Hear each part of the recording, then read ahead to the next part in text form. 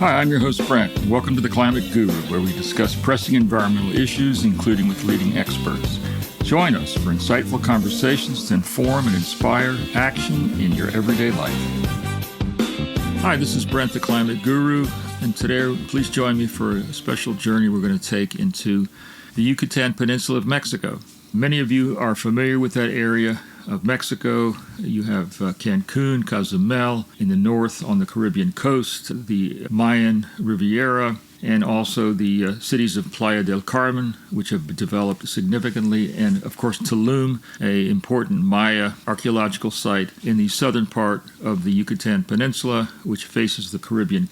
The Maya forest within the Yucatan Peninsula and extending into Belize to the east and also into Guatemala is considered one of the biological hotspots in the entire world. It's rich in rare plants and animals. There we find the jaguar, puma, many other smaller wild felines, wild cats, spider monkeys, toucans, and parrots. There are 400 bird species, 94 mammals, 50 reptile species, and 100 of these are considered in danger. There are 500 jaguars left in the Maya forest. It's not a large number. And biologists are very concerned that they're under pressure from farms and ranches and growth of roads. The Maya forest also has some of the most important archaeological sites in the New World from the Mayan culture, which flourished. The pre-classical period was about 2000 BCE, and the classical period began around 250 Common Era and ended around 950 Common Era. This is, of course, 500 years before the Spanish conquistadors arrived. Cortez conquered Mexico in 1521, and not long after, he sent one of his officers, Pedro Alvarado, to Central America, to Guatemala, to conquer that area. But around 950, these many large classical city-states of the Maya collapsed and became depopulated. Archaeologists aren't sure why. They speculate that there was tremendous rivalries between these Mayan city-states. There was internecine warfare that continued for hundreds of years. And also they think that perhaps there was a drought, a climate crisis caused a lack of food, and that there was a overpopulation of people in the classic Maya period that couldn't be fed. So these large population areas, these large cities became abandoned for the most part. And the Mayan people moved northward in the Yucatan Peninsula and also into the highlands of Guatemala, where they had established other significant empires. Since graduating from a university, I made my first trip to Guatemala. I flew down, spent Christmas there. It was a wonderful experience in the highlands of Guatemala. Saw the great attractions of Antigua, the old capital of Guatemala, Lake Atitlan, which many of you have visited, in the center of Guatemala, with Panajachel, the main city there, one of the most beautiful places in the world. After that, I returned to southern Mexico and Guatemala and spent many summers there, and I continue to visit that part of the world frequently. I would often drive my Volkswagen Beetle from Miami to southern Mexico and then into Guatemala and spend the entire summer there. I did that many times, and I also learned Spanish in Guatemala in the highland area of Quetzaltenango, which is a highland Mayan area, and also in Antigua, Guatemala. Archaeologists over the years, and of course the Central America and the Mayan culture, the other cultures from Mexico, from Teotihuacan, the Aztecs, the Olmecs, the Zapotecs, and the Mixtecs, who have a large population in the state of Oaxaca, they've been studied quite intensely during the last 100 years by some very prominent archaeologists, ethnologists, historians from Europe and from the United States, and most recently natives from their own countries. The belief was that these city-states stood alone. There was trade between them. There was warfare. But the populations were limited in size to the tens of thousands or perhaps hundreds of thousands for this area. Archaeologists in 2019 began to use a different detection system to find archaeological sites beneath the dense forest in the Maya forest region. They started using a system called LIDAR, L-I-D-A-R, Light Detection and Ranging System, shot from aircraft to use 3D scans of archaeological ruins beneath the dense forest. The scans digitally removed the forest canopy, and they could see the images of the ancient stone structures. Before then, Archaeologists believe there were many ceremonial centers and perhaps a few thousand other minor archaeological structures.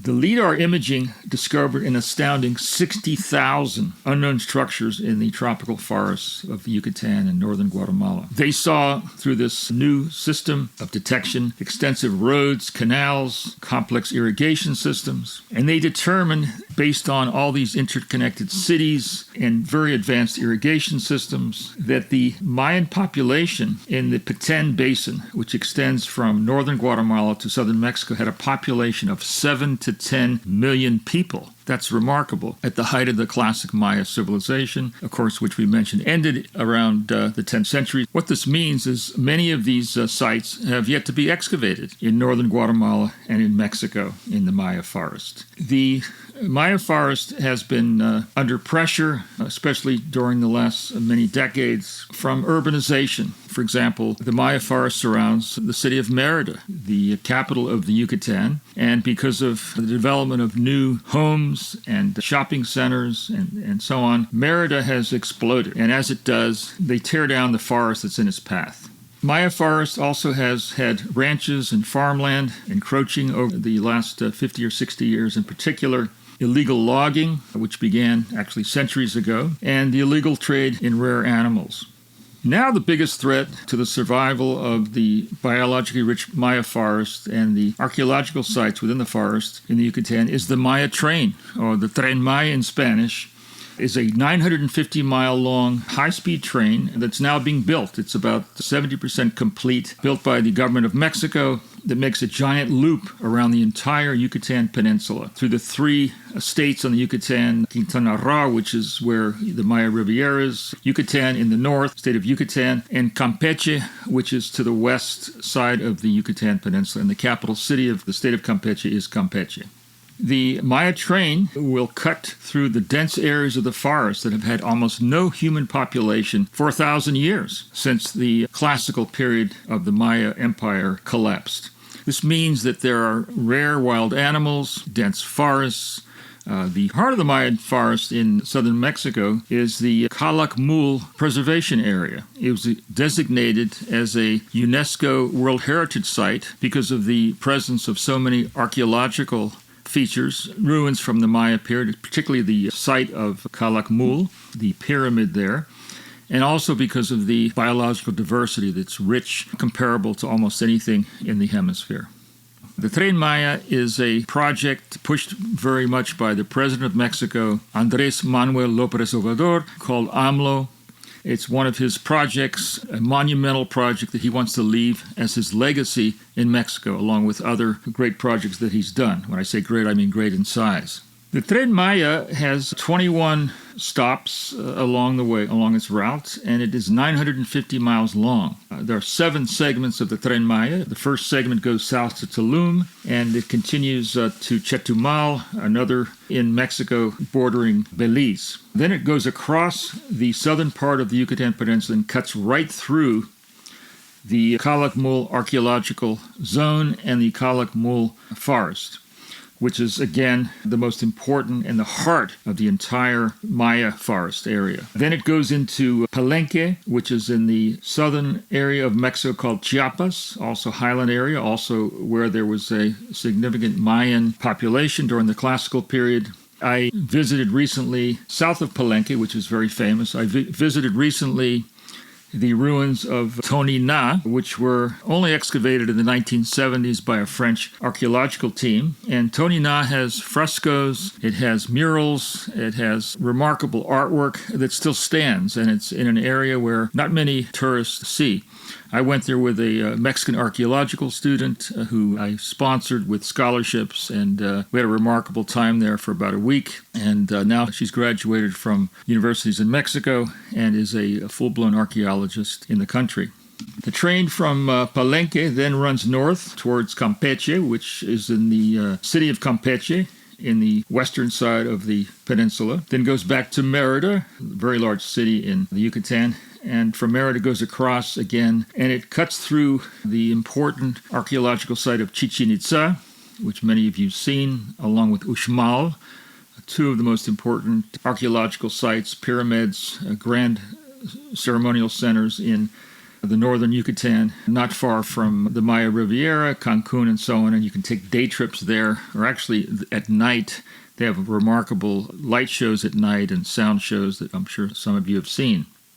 So it cuts across the north of the Yucatan, with the last segment linking up with Cancun. Many naturalists, many defenders of the environment, and archaeologists have complained about the route of the Maya train. The National Institute of Anthropology and History in Mexico estimates that there are more than 2,000 archaeological sites in proximity to the planned route, which would be destroyed by a combination of foot traffic, construction, and environmental degradation. They estimate that the Maya train will carry 40,000 passengers a day, and the plan is to open up these areas of the Yucatan, which are poorer areas, and many areas have very, very small population, and to make them special features for tourists and also to move other goods as bulk. The Mayan civilization in Central America that extended from southern Mexico to Guatemala, south, even into parts of Honduras and Belize, it was the most advanced civilization in the Americas, more advanced than the Aztecs of Mexico and more advanced than the Incas of Peru in the Andes region, which was a very large empire. The Mayas developed the most sophisticated writing system in pre-Columbian America. They used hieroglyphics. Astronomy was highly advanced that they developed, and they were able to map constellations without telescopes. Their monumental architecture is very impressive. Pyramids, ceremonial centers. They created art with jade, obsidian, beautiful ceramics, colorful murals and friezes. Some of the ceramics and some of the jewelry were found in grave sites. They developed agriculture on a large scale with very sophisticated irrigation systems that provided food for a very large population. In the late 1830s, the Yucatan was visited by two interesting people.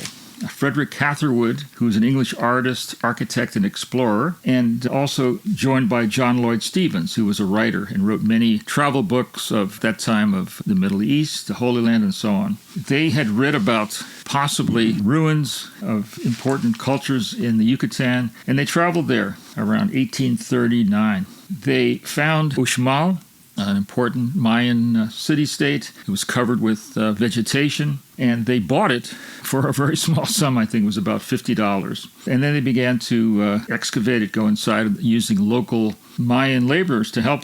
Mr. Catherwood was an amazing artist, and he did exquisite drawings of Uxmal that you can see if you look him up, and they're almost photographic. Beautiful, beautiful drawings that he did in black and white. When they were doing the work, excavations, Stephens said to Catherwood, these buildings and ceremonial centers are so sophisticated and so remarkable in their architecture and their construction, in the friezes and art. They couldn't possibly have been built by the ancestors of the people that are here with us now, the Maya. They're too primitive, they're too unsophisticated, they're too uneducated, which was a common view at that time. Catherwood, the artist, said, look at the facial features on these friezes, on this artwork from the classical period, and look at the facial features of the Mayans here today who help us. They're the same people. And of course, he turned out to be right. Because the Maya train was going through such important areas of archaeological ruins of the Maya, archaeologists, as well as other environmental activists who were very involved over the years with exploring the underwater caves, the cenotes, they decided to file suit against the government to stop the Maya train. In their lawsuit, they said, the environmental impact statements have not been prepared before the train construction began. The Supreme Court in Mexico agreed and issued an injunction stopping all construction of the train. AMLO, the president, in response, invoked a special law in Mexico which says that anything that involves national security, no governmental agency and no one can stop it in Mexico. And the Maya train is a matter of national security. This is wrong both factually and legally, but nevertheless, that's what he said. The Supreme Court again said that interpretation is wrong, you must stop. AMLO ignored that second decree of the Supreme Court and went ahead with the Maya train. So the concern of many people who live in the area in Yucatan, they're modest people, and archaeologists and naturalists, biologists, are concerned about how the train will destroy and disrupt parts of the Mayan forest as well as archaeological sites that are there. And so they said, look at the example of Tulum, which in the 1980s was really, there was nothing there in terms of tourist development. The whole Maya Riviera in the 1980s was undeveloped. And look at what happened there with all the hotels and tourism that have destroyed the natural features of this area. They said Tulum is the poster child for over-tourism and overdevelopment. There was no infrastructure built to provide the treatment of sewage from the hotels. Some of the hotels are 5,000 rooms. There was no garbage disposal centers. The reefs that are offshore of Tulum, barrier reefs in the Caribbean, are magnificent. They have been compromised from overuse, overfishing. And these activists and archaeologists have said, really, it's because of lack of involvement and control by the local and federal agencies that should control construction, infrastructure, and development. And that hasn't been done in Tulum, which is an ecological disaster. All the mangroves along the coast have been mowed down. And this is what we can look forward to in the Maya forest, the archaeological sites, and the wonderful forest in the center of the Yucatan. They said the area has of Quintana Roo, which is the state where the Maya Riviera was built, has the most number of environmental laws, but none of them are enforced. One of the concerns expressed by those who were very active in exploring and researching the cenotes, the deep underground water system, is they said that for the Maya, even today, the cenotes are considered a passageway to the underworld, and they're very important for their beliefs and their culture. And destroying them as the train runs above them is something that should not happen. Archaeologists found a small Mayan temple in the path of the intended train tracks. They implored the Mexican government to stop until that could be explored and excavated, but the Mexican government went forward anyway. The archaeologists said it would take years to explore these important archaeological sites in the path of the train. The Mexican government's response, their National Institute of Archaeology, said that we could assess all the artifacts in a matter of months. So the train construction would not be delayed. So the president of Mexico wants to leave in his legacy some of these very large projects, including the Maya train. It was originally estimated at $7 billion. It's now costing $20 billion and counting. AMLO, when he took office 6 years ago, every presidential term is 6 years, and presidents cannot run for re-election. He unfortunately closed down the environmental projects in Mexico that were transitioning to renewable energy, wind and solar. Instead, he redoubled Mexico's investment in fossil fuels and oil and gas in certain areas of the country, very rich in those reserves, and especially in the state of Tabasco, which is along the Gulf Coast and where AMLO is originally from. There's been a new president elected in Mexico, elected in April. She'll take office at the end of 2024. Her name is Claudia Sheinbaum, the first woman ever to be elected to the presidency in Mexico. Very interesting woman. She has a background, an engineering degree in environmental engineering. She served on important UN bodies to study the environment and climate change. She was the mayor of Mexico City previously, and at the time instituted many environmental projects, including improving air pollution, increasing public transportation, and planting thousands of trees. It'll be very interesting to see if President-elect Sheinbaum will stick to her interests and credentials and do everything she can to continue Mexico on the path of converting to renewable energy, and also to see what she can do to preserve parts of the Selva Maya, the Maya forest, to prevent destruction of the archaeological sites and the pristine primary forests. She'll be in office for 6 years, so it'll be interesting to observe her. In an open letter to President AMLO, López Obrador, indigenous communities of the Yucatan wrote about the Maya train. The letter said, quote, It's a tourism project that will only benefit the wealthy and foreigners. We, who are the owners of the land, will only see it pass by. And some Mayan communities raise concerns over their ethnic name, the Maya, being used for something they don't support, which is the Maya Tren. Thanks for tuning in to the Climate Guru podcast. Stay inspired, stay informed, and keep taking action for our planet's future. Until next time, and remember, together we can make a difference.